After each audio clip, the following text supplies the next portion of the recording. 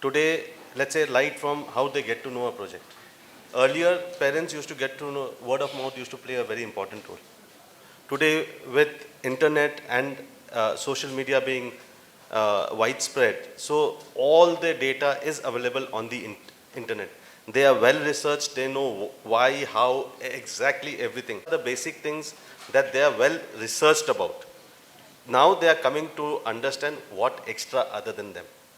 What difference that project is making compared to the competition, and what difference in terms of the pricing. The earlier days pricing was the first one, then everything else followed. Right now pricing discussions happen as the last. First everything else, amenities, XYZ, what is different, whether, again, somebody mentioned the green building, 4 or 5 projects, but I think today 80% all those things play a very vital role in deciding about what product and which product and why. And that's why it's different from what they Know More exactly observation. what they want. There is one more observation I've been observing since last 10 years. The shift in the area. Earlier, the parents and their brothers and the family used to stay in the same area. Now, when the youth is coming forward, the area is also changing. Yeah. What do you have to say on that? So I think they need their space as well. While they appreciate their families, they reserve that for the weekend. So they would want to go for that as an outing. And then right now, as the previous panel has also mentioned, it was more of a joint family setting previously. Right now, it's more of a nuclear family. Nuclear setup. I just want to add something to that. I think also the sort of assets that the 25 to 35 kind of putting into has also changed. Like before, the older generation or the elders generation, it was always about first buying a apartment or a home, and then it would be something else. But now people are also open to a lot of variety of products, from farm plots, commercial, and also people are now investing a lot into stocks in the 25 to 35 bracket as well. Again, we don't want to talk about that because we want to talk about land and assets, but that's also a huge investment class as well. Yeah, no gold and silver talks. People are talking of copper as well. I mean, Yes. So next question would be, are the youth really looking for living, or are they more of investing, or they are flipping? They're entering the projects at a very early stage, maybe during the permission stage, and then later flipping, or is it for the real need, or is it just for investment? So in Hyderabad currently, about 60% of the new inquiries are coming from people who are 35 and younger. So right now what they are looking for is more of an end user product. What they want is a lifestyle centric developments. They're not looking for like 4 walls with as much square foot as possible. Is it more of a statement? Yeah, because like they want lifestyle centric, they want more amenities, they want to invite their friends over, they want to show their community, spend some time, and that's where it is. So they are not focused more on the address per se too.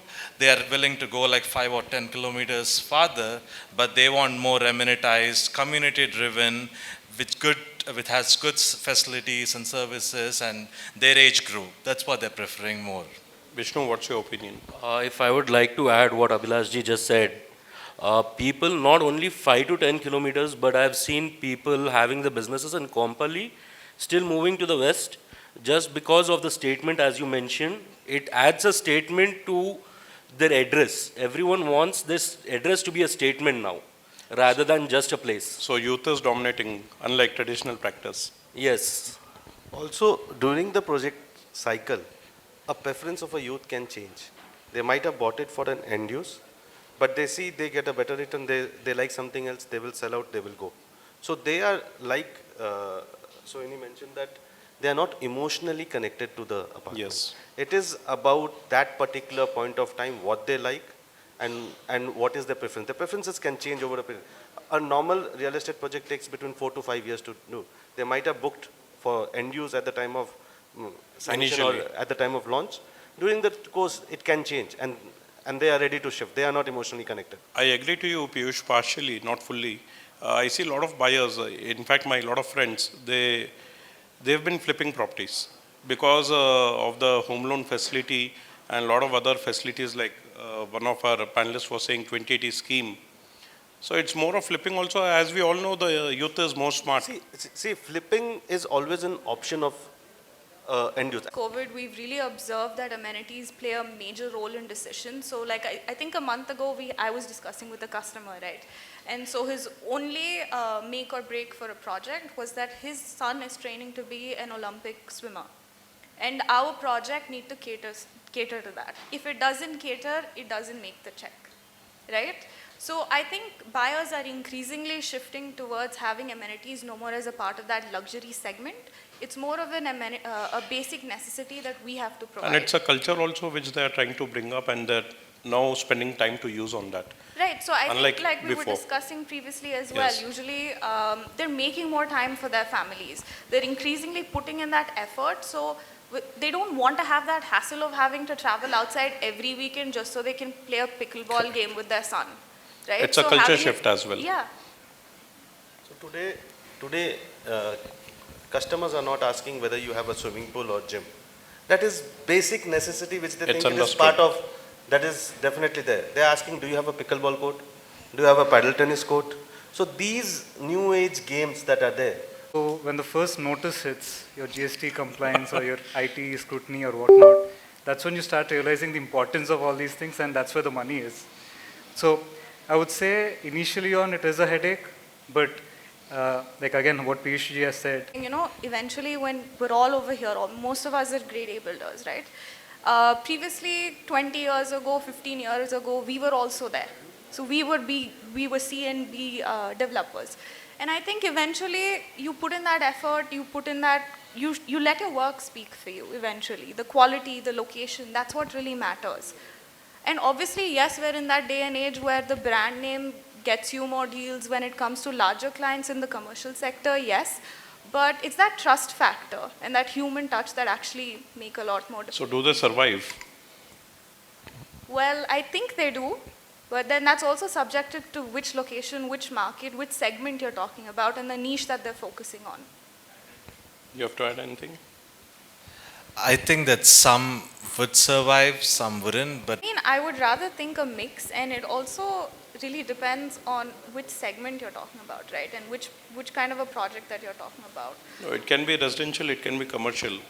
Right, so I know JVs are doing pretty well right now in this market because obviously the costs have gone up as well, and allocation of resources is better that way too. But obviously, To like he achieve was just volume, saying- yes. Sorry? To achieve volume, Yeah. JVs, yes. But like he was just saying, there's cases where people don't get along together. So what do we do then? But really, at the end of the day, it really is case dependent. But I think a mix of all is the Mix of most all. ideal. Done. Moving to the most interesting part, sales strategy and future. So Vishnu, over to you. What's your sales mantra, personally? Sales mantra, it has to be more. If you have been asked to sell 10 units tomorrow, what would you do? The base for sales mantra today is, while designing the project, you need to keep in mind your target audience, and you need to design the project as per the client own. And the next thing is transparency to the client is very important today. The more the transparent you are, the more the trust the client builds on you. And it is not just that one client, but he also gets in a lot of referrals for you. So design sense and transparency is what you're saying. I would put it this way, try to communicate what the customer wants to hear rather than what you have. What he needs rather than what you are offering. I think this is the basic difference. If you are able to communicate what he needs, I think you have your sale there. And other than that, your relationship plays a very vital role in sales. I think these two things are the private. With such high volumes, how many relationships? Sorry? Such a high volume game. No, I think whether it be high volume, I think relationships you build over a period of time. You will get to know the customers. I think once you meet them 4 to 5 times, you will definitely get to, and over a period of 4 to 5 years, you at least tend to meet 50% of the customers, if not. It's part of it, or? No, on sales mantra. So I think mines would be to really understand what my client wants, yes. And the second one would be to not oversell. Like I would rather let my execution speak than rather conveying to the client that, you know, you need to buy this because we're developing it. Sort of that. And also one thing that I'd really like to add on the CPL point of view, I know that nowadays we're associating with a lot of third-party agencies for leads and quality leads, but I've personally noticed that when we do in-house, for example, let's say a Vamsiram or a Satwa, they do it themselves, the quality of leads is a lot higher. And our gold mine really is walk-in and referrals. For example, my existing customer goes and tells their best friend. So that's how it's... But a lot of CP partnerships are happening and a lot of third-party outsourcing is happening. Right. Right, so I agree on that part, but to be very honest, we don't really work with a lot of CPs. We do it in-house. So I don't have a lot of knowledge on that front. So your sales mantra would be in-house marketing, digital. Right. Great, great. So one big risk, one red flag during marketing, what do you see? Overpricing and not really differentiating your product. Because right now everybody is offering pretty much the same flat sizes, the same thing. So how do you Yes. sell to your customer?